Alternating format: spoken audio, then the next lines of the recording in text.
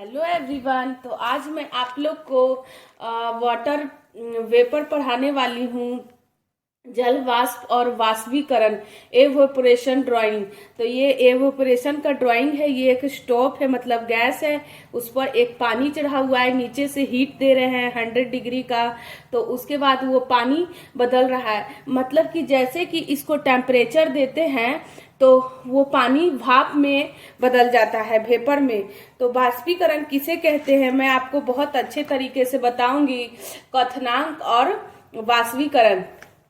तो आप खुद से ट्राई करके भी देख सकते हैं घर पर। तो कोई भी द्रव जिस ताप पर उबलता है उसे कम ताप पर यदि उस द्रव की सतह से अणु गैस के रूप में बदल जाते हैं, पानी जब द्रव अवस्था से गैस अवस्था में बदल जाता है तो उसी को वाष्पीकरण कहते हैं। बहुत मतलब कि गर्म करते हैं, पानी उबलने लगता है, बॉइलिंग पॉइंट होने लगता है, तो ये भाप निकलने लगता है, तो वेपर। तो भाप निकलने के बाद ये मॉलिक्यूल्स में एक दूसरे में गैस में परिवर्तित हो जाता है, तो उसी को वाष्पीकरण कहते हैं। पदार्थ ठोस मतलब मेल्टिंग पॉइंट जो बर्फ होता है ना गाइस, तो उसको आप कहीं भी सतह पे रख दीजिए खुला, तो उसमें मतलब कि हीट जाएगा, तो वो बर्फ मेल्टिंग पॉइंट मतलब कि द्रव में ठोस अवस्था से द्रव अवस्था में चली जाती है, तो उसको मेल्टिंग पॉइंट कहते हैं। ठीक है गाइस, तो मैं आपको बताऊंगी आगे कि क्या है। तो जो तापमान होता है, ठोस का तापमान, तो वाष्पीकरण के बारे में तो देखिए बहुत तरह के वाष्पीकरण होते हैं। गैस का आप ट्राई करके देख लेना कि चूल्हे पे पानी रखे, पानी जब बॉयल होने लगे भाप के रूप में निकलता है, तो वही वाष्पीकरण होकर गैस में बदल जाता है। हर तरह के गैस, ऊर्जा, बहुत तरह के कण मिलकर ये बादल बनते हैं। ठीक है, तो इसी को वाष्पीकरण या फिर एवोपरेशन कहते हैं। इसका ड्राइंग है, तो भाप बनकर उड़ना ही वाष्पीकरण है। ठीक है, उदाहरण के लिए कार्बन डाइऑक्साइड जैसे दीर्घकालीन ग्रीन हाउस प्रवाह वाली गैस के मिलने से पैदा होने वाली गर्मी वायुमंडल में जल के अधिक मात्रा में वाष्पीकरण का कारण बनता है। सिर्फ सूर्य के तापमान से ही वह पानी धीरे धीरे भाप में परिवर्तित हो जाता है। तो देखिए जैसे कि आपको हम बता रहे हैं कि जैसे कि ये सूर्य है, ठीक है, सन है, यहाँ पे आपको सपोज दैट ये सन है, सूर्य, धूप है, बहुत गर्मी है, रोड है, और यहाँ पे गाइस पानी गिरा हुआ है। सुबह 9 o'clock में आप देखेंगे कि यहाँ पे पानी है। जब वहां शाम से लौटेंगे तो पानी सूखा हुआ रहेगा। तो ये क्या होता है, यहाँ से हीट प्रोवाइड करता है। इसके वजह से ये जो पानी का सतह है धीरे धीरे सूखने लगता है, और ये सतह सूख जाता है। तो ये एक तरह का भी हीट है, नेचुरल हीट है। ठीक है, इसको भी वाष्पीकरण ही आप कह सकते हैं। ठीक है, जो कि 100 और जो पानी वाला होता है 100 डिग्री का उबलना, वो वाष्पीकरण है। तो मैं आपको ये समझाई कि वाष्पीकरण क्या है।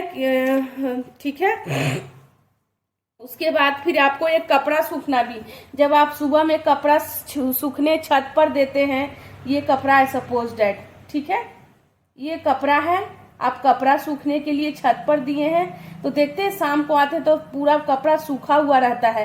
तो उसके अंदर का जितना भी द्रव होता है, पानी होता है, गैस के रूप में निकल कर वो सूर्य में चले जाते हैं, गैस में, जिसको वायुमंडल कहते हैं। वायुमंडल में हर तरह का गैस होता है, तो वो जो होता है वाष्पीकृत हो जाता है, ये सूख जाता है कपड़ा। तो इसमें भी हीट लग रहा है। अगर सपोज दैट आप पानी का बॉयल लेते हैं, उसका विदाउट मतलब वो बॉयल किए हुए आप किसी चीज में, प्लास्टिक में बंद कर देते हैं, तो बिना हीट के ही उसमें उसके प्लास्टिक के ऊपर वाष्पीकरण मतलब पानी का छींटे लगा रहेगा। तो हर तरह से वाष्पीकरण होता है। ऐसा नहीं है कि आप गैस पे ही रख दिए या सन का रोशनी आएगा तो वाष्पीकरण होगा।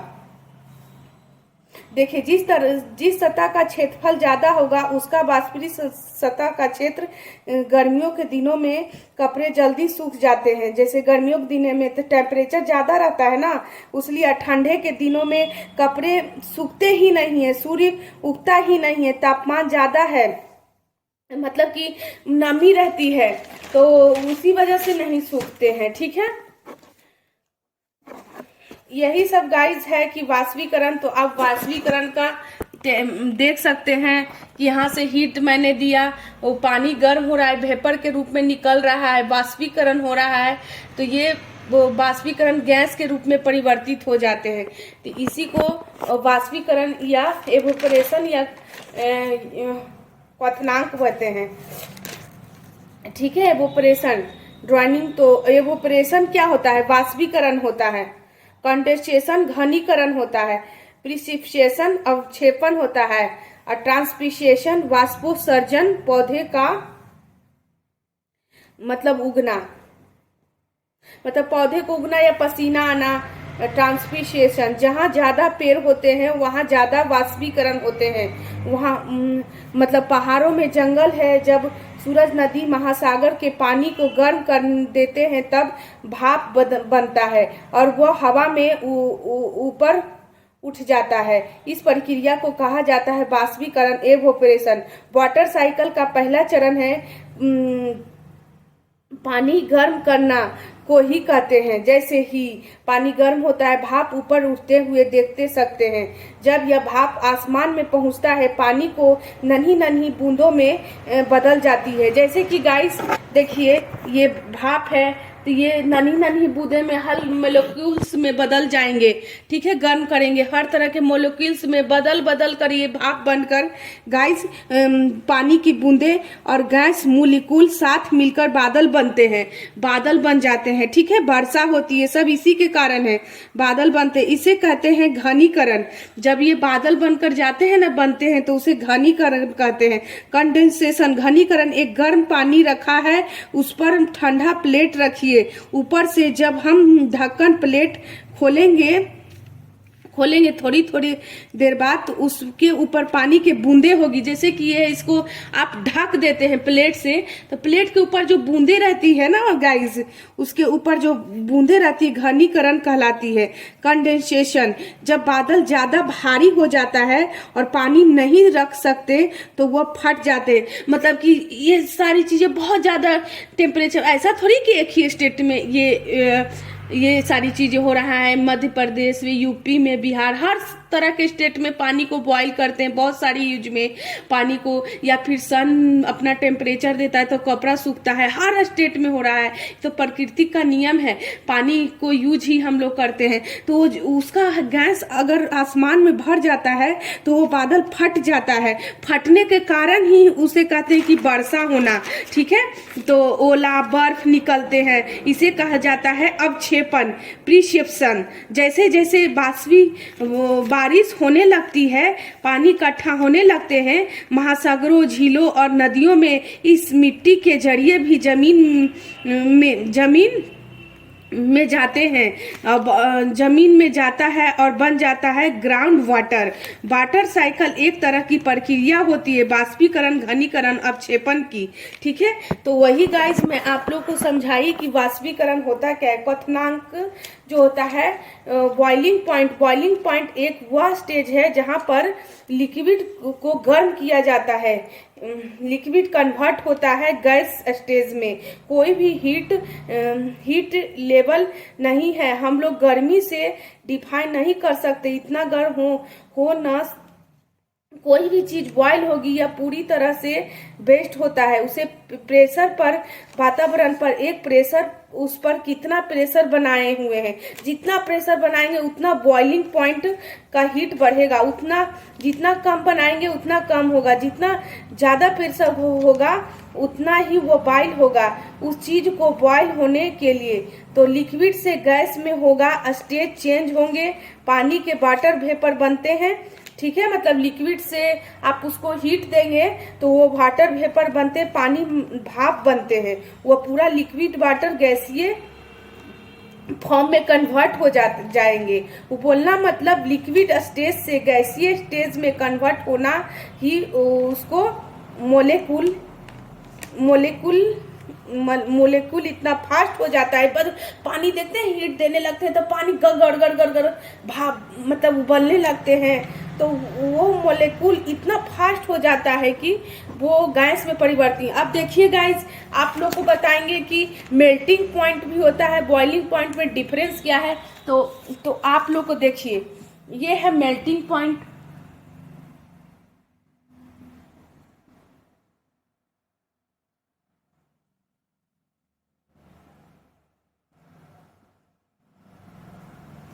ये देखिए गाइस मेल्टिंग पॉइंट है, और ये जो है गाइस बॉइलिंग पॉइंट है।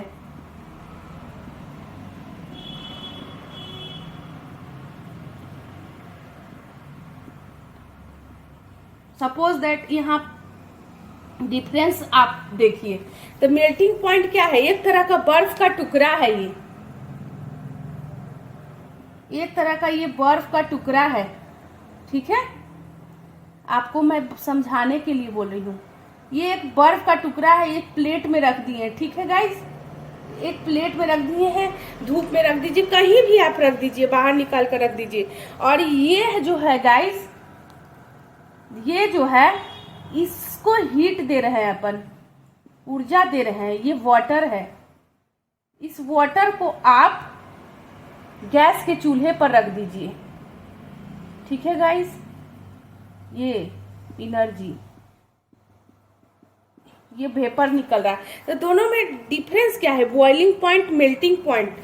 देखिए मेल्टिंग पॉइंट में क्या है गाइस, यह टेम्परेचर है, ठीक है, वह तापमान जिस पर कोई ठोस पिघल कर द्रव बन जाती है उसे गलनांक कहते हैं। मेल्टिंग पॉइंट ही गलनांक कहते हैं, वह पिघल कर द्रव बन जाता है, यह द्रव बन जाता है।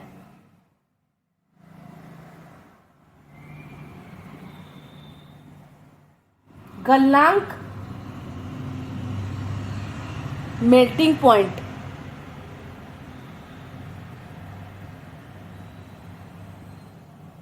ठीक है गाइस। तो ये मेल्टिंग पॉइंट है।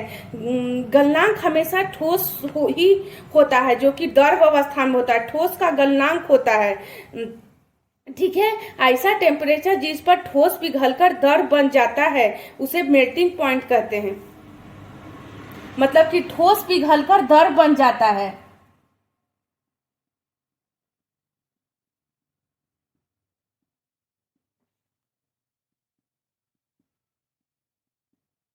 उसी को मेल्टिंग पॉइंट या गलनांक कहते हैं, ठीक है गाइस। तो ये मेल्टिंग पॉइंट का हुआ, और बॉइलिंग पॉइंट का है जिस द्रव उबलने के लिए रखे, वह तापमान जिस पर कोई द्रव उबलने लग जाए उसे क्वथनांक कहते हैं। उबलने लग जाए उसे क्वथनांक या बॉइलिंग पॉइंट कहते हैं। और बॉइलिंग हमेशा हमें मतलब बॉईल करते हैं तो वह द्रवों को हीट देते हैं, तो हीट देने के कारण वो क्वथनांक वेपर में बदल जाता है, ठीक है। मतलब उबलने लग जाए तो उसे क्वथनांक या बॉइलिंग पॉइंट कहते हैं। न तो एक गैस पर रख दी, पानी उबलने लग जाए उसी को क्वथनांक कहते हैं। और मेल्टिंग पॉइंट है, बर्फ को प्लेट में निकाल कर बाहर रख दे जिसे उसमें ऊर्जा लगती है और वो पिघलने लग जाता है द्रव में, ठोस से द्रव अवस्था में आने लगती है, तो उसे मेल्टिंग पॉइंट कहते हैं। सपोज दैट कि यहाँ पे आप ठोस है, ठीक है, आपको दिख नहीं रहा होगा गाइस। सपोज दैट यहाँ पे गाइस ये ठोस है, ठीक है गाइस, ये ठोस है, ठोस अवस्था है। उष्मा के रूप में ऊर्जा मिलती है, एनर्जी, उसे ठोस अवस्था कहते हैं। उष्मा के रूप में भी इसे उजाड़ते हैं। तो ठोस है, द्रव है, ये तो ठोस है तो इसमें ऊर्जा मिलेगी तो ये द्रव बनेगा, ठीक है गाइस। द्रव को ऊर्जा मिलेगी तो ये गैस बनेगा, और द्रव को ऊर्जा मिलेगी तो गैस बनेगा। तो यही आपको समझना है, उष्मा के रूप में ऊर्जा एनर्जी मिलती है उसे ठोस कहते हैं। और द्रव को अगर हीट करेंगे तो द्रव गैस में परिवर्तित हो जाता है। ठोस को आप हीट करते हैं तो गर्म करते हैं तो वह द्रव में बदलता है। हीट के रूप में एनर्जी देंगे या ऊर्जा देंगे तब वह गैस में बदलता है। बर्फ को बाहर छोड़ दे तो पिघलता है, उसे मेल्टिंग पॉइंट कहते हैं। ठोस का गलनांक होता है। गलनांक ठोस पदार्थ के कणों के बीच आकर्षण बल को सामर्थ्य को दर्शाता है। और अगर गर्म कर दो पानी को तो वह गैस रूप में बदल जाए तो वाष्प में बदल जाएगा। द्रव का क्वथनांक होता है। क्वथनांक के पदार्थ के कणों बीच के आकर्षण बल के सामर्थ्य को दर्शाता है। सपोज दैट ये ठोस अवस्था में था, मतलब कि मेल्टिंग पॉइंट था गाइस, मतलब बर्फ समझ लीजिए, बर्फ है तो इसको बाहर रखेंगे तो ये ठोस से द्रव अवस्था में आएगा, ये स्टेट में आ जाएगा, लिक्विड फॉर्म में आ जाएगा गाइस। तो लिक्विड फॉर्म में आने के बाद अगर इसको आप गैस पे चढ़ाते हैं पानी को तो ये जो होगा गैस अवस्था में आ जाता है गाइस। और बहुत सारे हर स्टेट में पानी बॉयल होता है, बहुत सारे तरह तरह के वाष्पीकरण होते हैं, तो ये बादल बनते हुए ऊपर गैस बनते ऊपर जाते हैं। मतलब इतना पानी खोलता है, मॉलिक्यूल्स बता हाई हो जाता है तो वेपर निकलकर वो बादल बनते हैं। और इतना ज्यादा हो जाता है ना गाइस कि बादल फट जाता है तो बारिश होते हैं, ओला होता है, घनीकरण, तो उसी के कारण बारिश होते हैं। तो यही था वाटर वेपर गाइस, जो आप लोग को मैं आज यहाँ समझाई कि आखिर है क्या। और सूर्य मतलब कि छत पे कपड़ा सुखाते हैं तो वो भी एक तरह का वाष्पीकरण है गाइस। कपड़ा सूखना मतलब ये उसका पानी वेपर के रूप में, गैस के रूप में वो वाष्पीकरण हो जाता है, गैस बन जाता है। तो यही था गाइस कि आप लोग मटका का जल देखे हैं गाइस। मटका का जल, तो जो मटका का जल रहता है ना उसमें जल भर दीजिए एवोपरेशन, तो दुनिया में हर तरह के वस्तु है, द्रव, ठोस, गैस, जितनी भी पदार्थ है द्रव अवस्था में है। पानी धूप में रखा है, सतह के अणु वाष्प ऊर्जा ज्यादा हुई, वह मटका का स्तर छोड़कर वातावरण में चल जाता है। मटका को धूप में रख दीजिए ना, उसका पानी वाष्पीकरण होकर गैस में परिवर्तित हो जाता है। जैसे कि गाइस ये मटका है,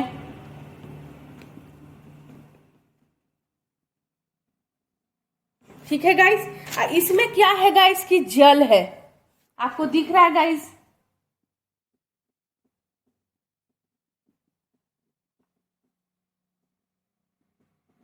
ठीक है गाइस, इसमें जल है तो जल वाष्प के रूप में लेकर उड़ रहा है।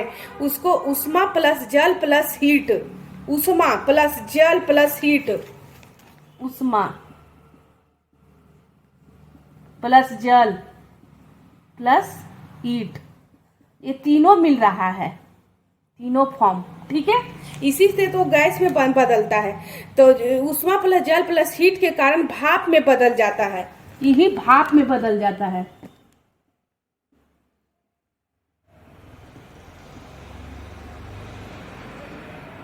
ठीक है गाइस, यह भाप में बदल जाता है। प्लीज गाइस आप इसको समझो, ये जो है भाप में बदल जाता है। उष्मा जल प्लस हीट भाप में बदल जाता है।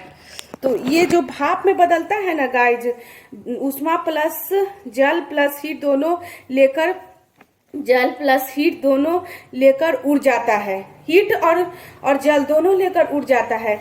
गर्म माने जो भी रहता है, अब तारे पर भाप निकलते हैं, उसमें जितनी भी पानी है वह भी उड़ेगा और उसकी नमी को भी जितना है वह गर्म है। भाप नहीं उड़ेगा, वह उष्मा बनी रहेगी। एवोपरेशन होता है, भाप बनकर वाष्पीकरण होता है। वह पानी की कमी होती है, जहाँ वे वाष्पीकरण भाप उड़ेगी वह ठंडी हो जाएगी, उष्मा उड़ जाएगी। जैसे कि समोसा, हमारे शरीर से पसीना निकलता है और पंखा में जाते हैं तो शरीर ठंडा पड़ जाता है। तो एक जो हमारे अंदर की गर्मी रहती है उसको दूर करता है। समोसा खाते हैं, गर्म रहता है, उसको हाथ में थोड़ी देर बाद देखते हैं भाप निकलता है, फिर वो शीतलता देती है, तो उसका जो भी हीट एनर्जी रहता है उड़ जाता है भाप बनकर।